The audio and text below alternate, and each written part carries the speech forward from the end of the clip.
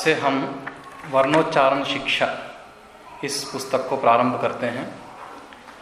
तो सबसे पहले जानते हैं कि ये वर्णोच्चारण पुस्तक है क्या, मतलब ये पुस्तक को क्यों बनाने की आवश्यकता पड़ी। तो 6 वेदांग होते हैं। कितने होते हैं वेदांग? 6 वेदांग होते हैं। तो 6 वेदांगों में से पहला वेदांग है शिक्षा, ठीक है। तो इसी को हम वर्णोच्चारण शिक्षा के नाम से जानते हैं। तो 6 वेदांग कौन कौन से एक बार बोलेंगे मेरे साथ? शिक्षा, व्याकरण, निरुक्त, छंद, कल्प, ज्योतिष। तो 6 वेदांग होते हैं। उनमें से सबसे पहला वेदांग है शिक्षा, ठीक है। तो यहीं से प्रारंभ होता है। वेदांग क्या होता है? अभी वेदांग शब्द आया। तो वेदांग होता है वेद का अंग। वेदांग क्या होता है? वेद का अंग। जैसे हमारे शरीर में अंग होते हैं, जैसे ये हाथ है। ये हाथ किस लिए है? हमारे शरीर में, हमारे शरीर को सहयोग करने वाला है। जैसे हमें कुछ भी चाहिए तो हम हाथ से लेते हैं, भोजन करते हैं। तो हमारे शरीर को, पूरे शरीर को सहयोग करने वाला कौन है? अंग, हाथ, ठीक है। हाथ ही नहीं है, पैर है सब। तो हमारे शरीर में जैसे अंग हैं, वैसे ही ये वेद के अंग हैं। समझ रहे हो? ये पूरा शरीर है, इसका जैसे अंग हैं, उसी प्रकार वेद एक है, उसका ये 6 अंग हैं। तो ये तो शरीर में सहयोग करने हैं। फिर ये कैसे सहयोग करने हैं? तो ये इस प्रकार सहयोग करने हैं कि वेद के अर्थ को समझने के लिए ये सहयोग करते हैं। किसके लिए सहयोग करते हैं? वेद के अर्थ को समझने के लिए सहयोग करते हैं। तो वेद के अर्थ को समझने में हमें सहायता जो करते हैं वो वेदांग हैं। तो वेदांग 6 हैं, उसमें सबसे पहला वेदांग है शिक्षा। तो हम जिस पुस्तक से पढ़ रहे हैं ये वर्णोच्चारण शिक्षा है और पाणिनि मुनि प्रणीत, पाणिनि मुनि के द्वारा बनाया गया है। और इसकी हिंदी व्याख्या है महर्षि स्वामी दयानंद सरस्वती जी के द्वारा किया गया। और हम जिस पुस्तक से पढ़ रहे हैं इसके प्रकाशक हैं रामलाल कपूर ट्रस्ट, ग्राम रेवली, मुरथल, जिला सोनीपत, हरियाणा। और ये छपा है अगस्त सन 2009 इस ईस्वी सन में। तो सबसे पहले हम इसकी भूमिका पढ़ते हैं, ठीक है। तो किसी भी ग्रंथ को पहले समझने के लिए उसकी भूमिका पढ़ना आवश्यक होता है कि उस ग्रंथ को किस लिए बनाया गया, उसका उद्देश्य क्या है, इसको समझने के लिए भूमिका आवश्यक है। तो स्वामी दयानंद सरस्वती जी ने इस भूमिका को लिखा है। तो इसको प्रारंभ करते हैं। मुझको इस पुस्तक का प्रकाशन करना आवश्यक विदित इसलिए हुआ है कि आजकल देवनागरी वर्णों के उच्चारण में बहुधा जो गड़बड़ हुई है उसको छोड़कर यथायोग्य वर्णों का उच्चारण मनुष्य करे। तो सबसे पहले ही बोल रहे हैं कि इसकी आवश्यकता क्यों पड़ी, क्योंकि आजकल जो भी हम उच्चारण करते हैं तो कुछ ना कुछ गड़बड़ी होता है, तो पहले से चला आ रहा है। तो देवनागरी लिपि मतलब समझते हैं? जो हिंदी की लिपि, संस्कृत की जो लिपि है वो देवनागरी लिपि है। और देवनागरी लिपि में जैसा लिखा जाता है वैसा ही बोला जाता है ना। आप जैसे अंग्रेजी में देखते हो तो अंग्रेजी में आप किसी भी शब्द को देखोगे, लिखा कुछ रहता है, बोलते कुछ हैं, अर्थ कुछ और निकलता है। लेकिन देवनागरी लिपि में ऐसा नहीं है। देवनागरी लिपि में जैसा लिखा जाता है वैसा ही पढ़ा जाता है, उसका अर्थ वही निकाला जाता है। तो समझ गए ना? तो देवनागरी लिपि में भी जैसा लिखा जाता है वैसा पढ़ा नहीं जा रहा है, मतलब गड़बड़ी हो रहा है। इस कारण से वर्णों का ठीक ठीक उच्चारण हो, इसके लिए इस पुस्तक को लिखा गया। जैसे एक उदाहरण ले रहे हैं, ज्या, इसमें ज, य, आ, ये 3 अक्षर मिलके बना हुआ है। ज्या कैसे बना है? ज, य, आ, ये 3 अक्षर मिलकर के बना हुआ है। तो इनका उच्चारण भी जकार, यकार, आकार ही होना चाहिए। ऐसा ही होना चाहिए, जैसा लिखा है वैसा ही होता है देवनागरी लिपि में, तो वैसा ही होना चाहिए। लेकिन क्या हो रहा है, किंतु ऐसा ना हो कि जैसे दाक्षिणात्य लोग अर्थात द्राविड़, दाक्षिणात्य मतलब दक्षिण देश में, हम अभी कहाँ पर हैं? दक्षिण में ही है ना, भारत के दक्षिण प्रांत में। तो द्राविड़, तो ये दक्षिण में द्राविड़ आते हैं, और तैलंग, और कर्नाटक, अभी हम कर्नाटक में ही हैं, कर्नाटक में रहने वाले कर्नाटक होते हैं। और महाराष्ट्र में महाराष्ट्र, तो ये दक्षिण प्रांत हो गया। कौन कौन सा? द्राविड़, तैलंग, कर्नाटक और महाराष्ट्र। इसमें इसको क्या बोला जाता है? ज्ञान। क्या बोलना चाहिए था? ज्ञान। उसको क्या बोला जाता है? ज्ञान। और गुजराती लोग ज्ञान। तो अभी तो क्या बोलते हैं? ज्ञान बोलते हैं, गुजरात में ज्ञान बोलते हैं, यहाँ ज्ञान दिया, उस समय ज्ञान बोलते थे शायद। और पंचगौड़ ज्ञान, ऐसा अशुद्ध उच्चारण अंध परंपरा से वेदादि शास्त्रों के पाठ में भी करते हैं। तो अंध परंपरा है, अंध परंपरा मतलब हमारे पिता, हमारे उनके भी पिता, ठीक है, वो एक परंपरा चली आ रही, तो हम भी वैसे ही प्रयोग कर रहे हैं, ठीक है। तो अंध परंपरा, उनको किस कारण से अशुद्धि हुई हम नहीं जानते हैं, लेकिन उनसे हमने सीखा, तो ये परंपरा के रूप में आगे चल भी रहा है। और साथ में क्या हो रहा है? वेदादि पाठ में भी अशुद्ध उच्चारण कर रहे हैं। वेद की जो संहिता है, जो वेद की ऋचाएँ हैं, वेद के जो मंत्र हैं, उसमें भी इसी अशुद्धि का प्रचलन हो गया, ठीक है। सामान्य भाषा में तो ठीक है, लोक में अशुद्ध हो गया, लेकिन वेद में भी अशुद्धियाँ हो रही हैं, तो ये यहाँ पर समस्या है। ऐसे ही पंचगौड़ प्रायः श के स्थान में स, तो पंचगौड़ लोग जो है श को स बोलते हैं। अभी हम देखते हैं उत्तर भारत में ज़्यादातर श को स, या श, जो श होता है तालव्य श, उसको भी स उच्चारण कर देते हैं। और कोई कोई ख का उच्चारण करता है, श को ख, जैसे सहस्र शीर शाह है तो सहस्र खीर खा बोल देते हैं, ठीक है। तो शीर खा बोल देते हैं, सहस्र शीर खा, पूरु खा बोल देते हैं, ठीक है। तो श को खा का उच्चारण कर देते हैं। और य के स्थान में ज का उच्चारण कर देते हैं। जैसे यज्ञ है तो जज्ञ बोल देंगे, यजमान है तो जजमान बोल देंगे। यजमान, दूसरा अक्षर तो ज है, पहले को भी जा बोल देते, जजमान। युग युग जियो, ऐसा बूढ़े लोग आशीर्वाद देते, वो क्या बोलते? जुग जुग जियो। युग युग जियो को जुग जुग जियो, ऐसा आशीर्वाद देते। तो या को जा, या शुद्ध उच्चारण ना, जिसको जो उच्चारण करना वही। और तो इस प्रकार से कुछ और दोष भी इन्होंने गिना दिए। वैसे ही बंगाली लोग श को सा, श और स के स्थान में भी श का उच्चारण, मतलब तालव्य श, श जो है मूर्धन्य श, और दंत्य स को तालव्य श का उच्चारण कर देते हैं। यह अंध परंपरा नष्ट होकर शुद्ध उच्चारण की परंपरा होनी योग्य है। तो ये अंध परंपरा जो चली आ रही है, वो नष्ट होकर के अच्छा जो शुद्ध उच्चारण करना चाहिए, उसके लिए इस पुस्तक को बनाया गया है। आगे कह रहे हैं, और जैसे पाणिनिकृत शिक्षा में 63 अक्षर वर्णमाला में माने हैं, उनकी गणना पूरी करने के लिए कई लोगों ने कुम खुम गुम घुम इन 4 को यम मानकर 63 अक्षर पूरे किए हैं। तो हमारे वर्णमाला में कितने अक्षर होते हैं? 63 कितने होते हैं? 63 होते हैं। अपने अपने भाषा के अपने अपने अक्षरों की संख्या है। जैसे अभी अंग्रेजी में कितने होते हैं? ABCD 26 होते हैं। ऐसे ही हमारे उसमें 63 होते हैं।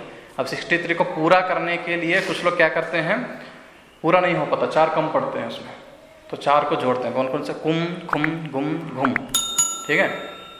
तो उसके लिए कह रहे हैं, भला यहाँ विचार करना चाहिए कि जब पूर्वोक्त यम हैं तो चुम छुम जुम झुम टुम ठुम इत्यादि यम क्यों ना हो? अब जैसे इसमें क्या किया इन्होंने, क ख ग घ ङ है कवर्ग का पहला, क ख ग घ ङ, उसमें से 4 ले लिए। कौन कौन से? क ख ग घ, 4 को लेके क्या किया उन्होंने, कुम खुम गुम घुम कर दिया। ठीक है, 4 को लेकर के।